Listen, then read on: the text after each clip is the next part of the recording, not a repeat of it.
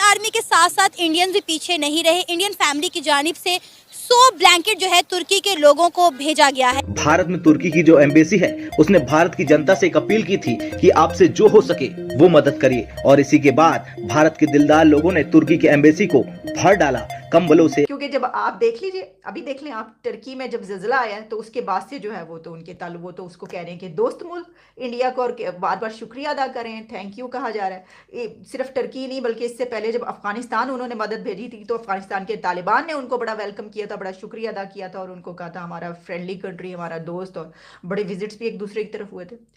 तो ये वो कंट्रीज़ हैं, ये जो बात की जा रही है ना, एक तरीके से देखें ये लगाने की बात है ना कि लुक देखो, जो तुम्हारे करीबी थे वो अब हमारे करीबी हैं। पाकिस्तान की हुकूमत तुर्की के लोगों की कोई माली मदद नहीं कर सकती तो कम से कम पाकिस्तान की आवाम को तो तुर्की के लिए मदद भेजनी चाहिए, उनको डोनेशन भेजना चाहिए। आप कर क्या रहे हैं आपके अपने साथ? कोशिश ये की जा रही है कि किसी तरीके से पाकिस्तान अनाउंस कर दे डिफॉल्ट का। अच्छा, पहली बात तो ये है कि हम डिफॉल्ट में आ गए हैं। इंडियन आर्मी वहाँ पर लीड कर रही है, हर तरह से उन्हें फैसिलिटेट करने के लिए वहाँ पर फील्ड हॉस्पिटल भी बनाए गए हैं। इंडियन आर्मी की तो जद्दोजहद, उनकी मेहनत, उनकी काविशें एक तरफ, लेकिन इंडिया के जो लोग हैं उन्होंने 100+ ब्लैंकेट्स जो हैं वो तुर्की में भेजे हैं ताकि वहाँ के लोगों की मदद की जाए। इंडिया जो है वो अपना प्यार भेज रहा है तुर्की के लोगों को। क्या कहेंगी? जैसा वीडियो देखा आप देख सकते हैं किस तरीके से बात हो रही है टर्की के बारे में। टर्की को लेकर आपको पता है एक बहुत भयानक टर्की में भूकंप आया जिसके बाद से दुनिया भर के देश टर्की की मदद कर रहे हैं जो हो सकती है। भारत भी उन्हीं में से एक है। भारत के प्राइम मिनिस्टर ने जब टर्की में भूकंप आया था उसी टाइम पे बेंगलोर में शायद वो संबोधन कर रहे थे, उसी टाइम पे बोल दिया था कि टर्की, हम दुआ करते हैं कि टर्की बहुत जल्द इस घटना से निकले और हम टर्की की जो संभव मदद हो सकेगी वो करेंगे। साथ ही साथ भारत की जनता अपने स्तर पर भी टर्की की बहुत मदद कर रही है। वही है ये वीडियो। पहले पूरा वीडियो देखते हैं, वीडियो के लास्ट में करते हैं इस टॉपिक पर बात।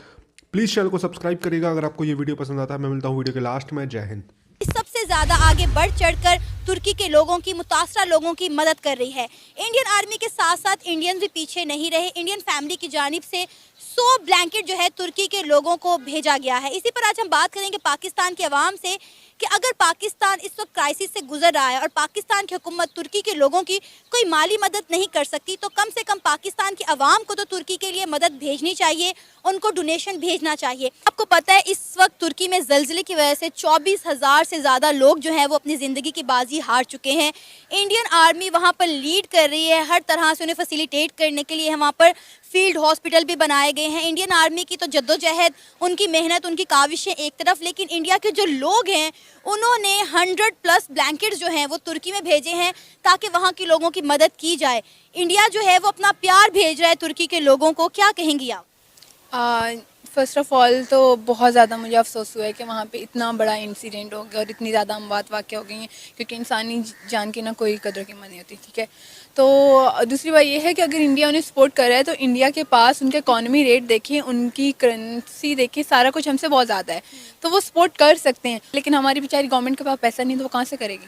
चलो यार, मानते हैं कि हमारी गवर्नमेंट के पास पैसा नहीं है, इस वक्त हम मौशी बहरान से गुजर रहे हैं, लेकिन पाकिस्तान की आवाम तो कुछ कर सकती है ना। इंडिया के लोगों ने जब वहाँ 100+ ब्लैंकेट भेजे हैं तो यहाँ पाकिस्तान की आवाम उनके लिए कुछ क्यों नहीं कर रही? आप खुद सोचें कि पाकिस्तान में आजकल हालात बहुत ज़्यादा बदतर हुए हैं। इवन एक बेचारा जो इंसान है, आम इंसान, उसके पास पेट्रोल के भी पैसे नहीं होते हैं। लेकिन जितना कितना हो रहा है तो मुझे लगता है पाकिस्तानी आवाम कर रही है, और पाकिस्तानी आवाम को तो ज़्यादा दुख होगा क्योंकि वो एक मुस्लिम ममालिक है। और लाजमी सी बात है, जब मुसलमान कंट्री पे ऐसा कोई हादसा पेश आता है तो एक दूसरी मुसलमान कंट्री को बहुत ज़्यादा अफसोस होता है। तो मेरे ख्याल में तो अभी तक काफ़ी ज़्यादा हेल्प कर रहे हैं ये लोग। तो अब मीडिया हमारा नहीं दिखा रहा या कुछ कर नहीं रहा तो ये अलग बात है। आपको पता है जब पाकिस्तान में सैलाब आया था तो पंजाब में, मुख्तलिफ पाकिस्तान के और सूबों में जगह जगह कैंप्स लग गए थे ताकि फ्लड से बचने वाले लोगों की कुछ इमदाद की जाए। लेकिन जब तुर्की पर इतना बुरा वक्त आया है तब हमें यहाँ पर रोड पे डोनेशन लेता हुआ कोई क्यों नहीं दिखाई दे रहा? यहाँ हमें डिफरेंट मार्केट्स में जो है वो कैंप्स क्यों दिखाई नहीं दे रहे? ये बिल्कुल सही पॉइंट उठाया आपने, और मैं चाहती हूँ कि सब लोग ऐसे करें, उनके लिए डोनेशंस जमा करें।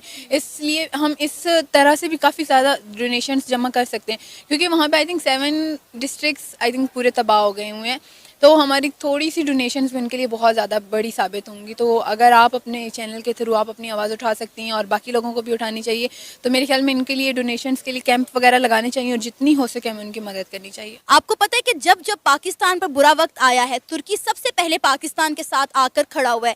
लेकिन अब जब तुर्की को हमारी ज़रूरत है तो ना तो हमारे हुक्मरान कुछ कर पा रहे हैं, ना ही हमारी आवाम उनके लिए कुछ कर पा रही है। आवाम तो कर रही है कुछ, लेकिन मुझे बहुत अफसोस के साथ कहना पड़ रहा है जो हमारी सिटिंग जो रीसेंट हमारी गवर्नमेंट है वो बिल्कुल कुछ बोल ही नहीं रही है, इतना ज़्यादा खामोश है वो।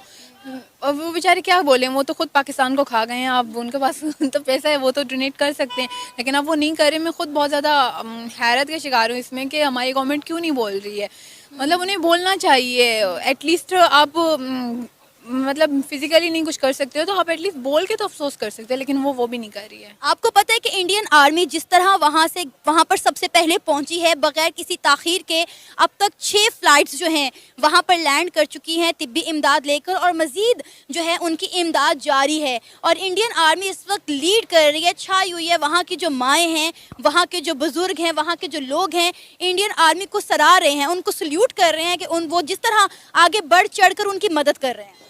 माशाल्लाह से जो हमारी आर्मी उन्हें पॉलिटिक्स में घुसने का शौक इतना है, वो पॉलिटिक्स में घुसी है, वो कहाँ किसी और की मदद कर पाएगी। 170 अरब रुपए के मिनी बजट की बात की जा रही है। आईएमएफ से मुआहदा हुआ है नहीं हुआ, इस हवाले से कुछ नहीं कहा जा रहा। लेकिन जनाब, क्या पाकिस्तान वाकई में डिफॉल्ट की तरफ बढ़ रहा है, या ऑफिशियली नहीं तो प्रैक्टिकली डिफॉल्ट हो गया है? जफर हिलाली साहब हमारे साथ मौजूद हैं, जरा उनसे जरा मजीद बात करेंगे। जफर साहब, ये बताइएगा, जो इस वक्त सूरत हाल चल रही है, आने वाला वक्त है, 170 अरब के जो टैक्सेस लगाए जा रहे हैं, हम प्रैक्टिकली ये माने कि हम डिफॉल्ट की तरफ बढ़ रहे हैं, आ गए हैं, करीब हैं, श्रीलंका की सूरत हाल बनने जा रहे हैं? क्या कहेंगे सर, आने वाले वक्त में क्या होने जा रहा है?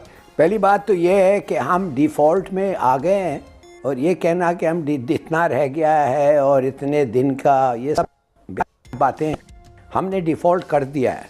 हमारे जो लेने थे कर्ज है वो हम नहीं फेड सके। तो पहले बात तो ये है, तो ये ख़त्म करें ना कि नहीं हुआ है और 10 और 12 दिन, हम 2 महीने से डिफ़ॉल्ट हो गए हैं। एक नहीं तो ये क्यों 900 जहाज़ क्यों खड़े, वो 900 कंटेनर्स हमारे क्या कहते हैं पोर्ट्स पर, हार्बर के बाहर क्यों खड़े हुए हैं? एक दूसरी बात ये है, हाँ एग्जैक्टली, तो नहीं खुल रहे हैं ना। इसका मतलब क्या? इसका मतलब ये है कि हम पैसे नहीं है ना? आप बताएं और क्या मतलब है इसका? सही है। अच्छा, लेकिन सर ये बात आपकी बिल्कुल दुरुस्त है, लेकिन इसका बराह रास्त पाकिस्तानी आवाम पर पड़ रहा है, और ऑब्वियसली डॉलर है, कंट्रोल होने का नाम नहीं ले रहा। प्रैक्टिकली चीजें अब बहुत ज्यादा इम्पॉसिबल की तरफ जा रही। तो दोस्तों, ये वीडियो यहाँ पर होता है ख़त्म। आपने देखा किस तरीके से बात हो रही थी टर्की के बारे में।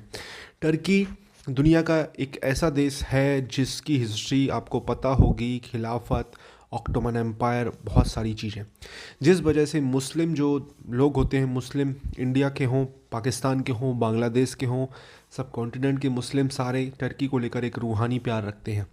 अब टर्की एक बहुत बड़ी आफत से गुजर रहा है। टर्की में 7.8 का मैग्नीट्यूड का एक भूकंप आता है, जिसके बाद से टर्की के कई शहर बहुत ज़्यादा मतलब तबाह हो जाते हैं। और आप देखेंगे तो आप न्यूज़ में देख ही रहे हो कैसे बेचारे लोग फंसे हुए हैं।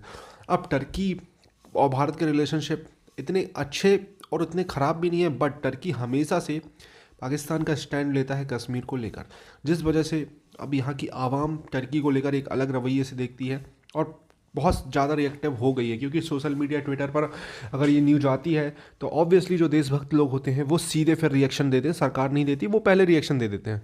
अब सीन ऐसा हो रहा है कि टर्की जो इस घटना से गुजर रहा है उसके लिए भारत की आम जनता तक टर्की की मदद कर रही है, जिसकी वजह से मुझे लगता है इन फ्यूचर अब टर्की का रवैया देखेंगे क्या होता है। क्योंकि आपको पता है कि कुछ समय बाद सब वक्त सारे जख्म घाव भर देता है, और टर्की भी इस जो घटना से ये भूकंप आया इससे निकल जाएगा और सब कुछ टर्की में भी सही हो जाएगा, ऐसी हम प्रार्थना करते हैं। फिर उसके बाद टर्की का रवैया देखेंगे कि भारत ने जो उसके कठिन समय में, मुश्किल वक्त में जो मदद की है उसका क्या हमें रिज़ल्ट मिलेगा।